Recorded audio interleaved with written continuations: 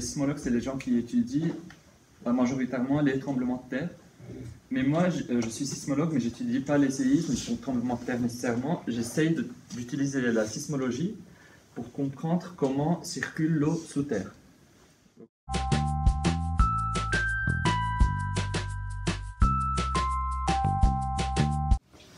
On peut faire des traçages artificiels. Donc c'est quand on injecte un colorant dans l'eau, par exemple, et on voit, et cette eau, elle va s'infiltrer sous terre et puis elle va sortir par un autre bout.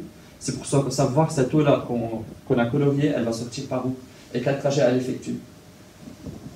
Des mesures ponctuelles, donc ici on a le pluviomètre, c'est lui en fait, c'est un pluviomètre à auger basculant. À chaque fois que l'auger il est rempli, ça fait un tic, ça bascule, ça fait un tic.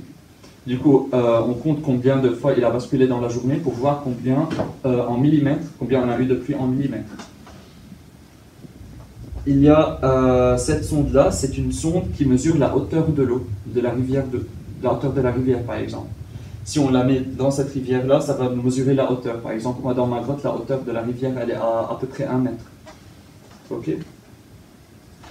Il y a les méthodes géophysiques ou sismologiques, donc il y a les sismomètres qu'on a installés, en fait, c'est ce sismomètre-là, donc cette partie c'est la partie uniquement qui dépasse le sol, et il y a des sismomètres permanents, en fait, des sismomètres permanents, c'est comme les sismomètres partout en France pour voir les tremblements de terre, c'est des sismomètres qui sont toujours là et qui sont indépendants.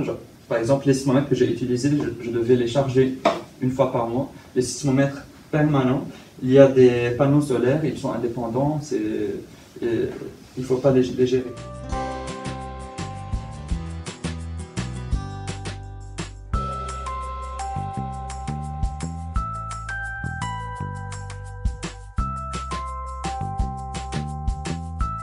Sur nous, sur notre peau, il y en a sur la table, vraiment partout.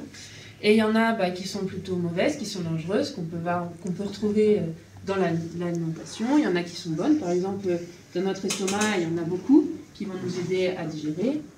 Donc il y a des bactéries qui ont plutôt une forme de bâton, des bactéries qui ont plutôt une forme de rond, mais la mienne, elle a plutôt cette tête-là.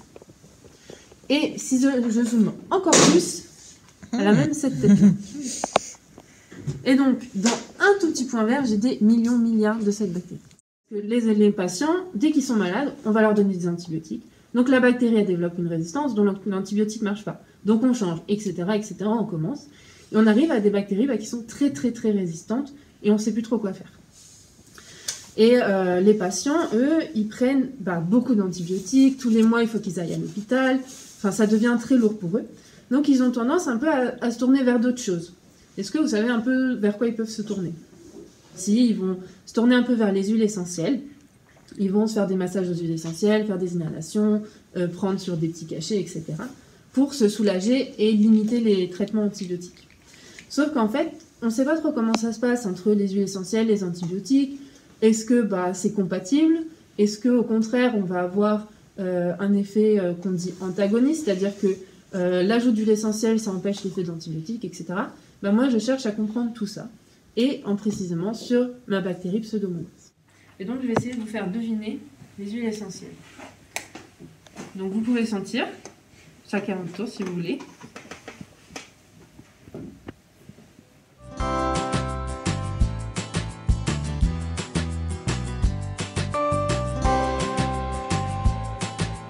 Pour prélever, j'appuie sur le bouton en haut, je viens plonger, et après je relève. Vous voyez ici, j'ai mes 100 microlitres. Et après, je viens déposer dans un des puits. Donc là, c'est que de l'eau, mais quand nous on travaille, des fois il y a de l'huile, des fois il y a des antibiotiques, des fois il y a des bactéries. Donc il ne faut pas qu'on vienne comme ça dévisser avec la main parce qu'on risque de s'en mettre partout. Et si on ne pense pas se laver les mains, on peut les mettre à la bouche et tout, c'est dangereux. Donc, il y a une technique pour ne pas toucher. Donc là, par exemple, c'est une poubelle. Et je vais venir, en fait, avec une partie qui est là, qui bouge, je vais venir éjecter mon bol. Et comme ça, je n'ai pas à le toucher, c'est directement dans une poubelle. Une poubelle que vous avez découvert il n'y a pas longtemps, c'était en 2016, avec un télescope, d'ailleurs on voit son nom. va travailler sur cette comète. Et là, en fait, vous êtes en train de refaire la recherche d'une vraie astrophysicienne.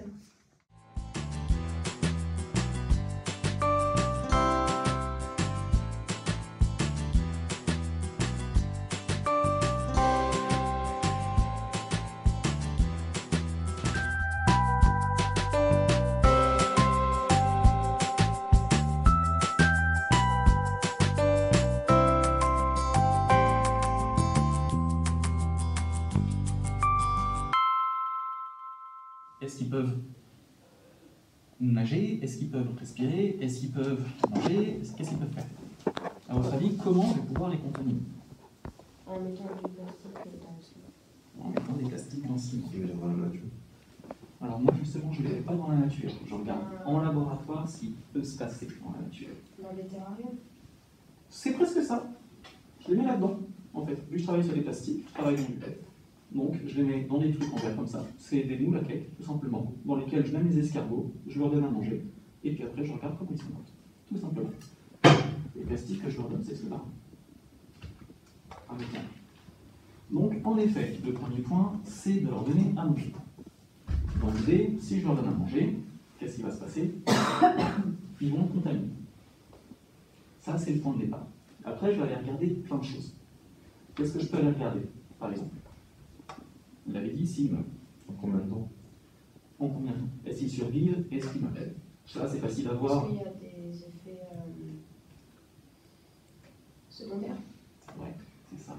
En dehors de savoir si on les tue ou si on ne les tue pas, il peut y avoir plein d'autres effets. Déjà, les escargots, je les prends, ils sont tout petits. Au lieu de regarder s'ils survivent ou s'ils meurent, Est-ce qu'ils grandissent normalement? est-ce qu'ils grandissent normalement?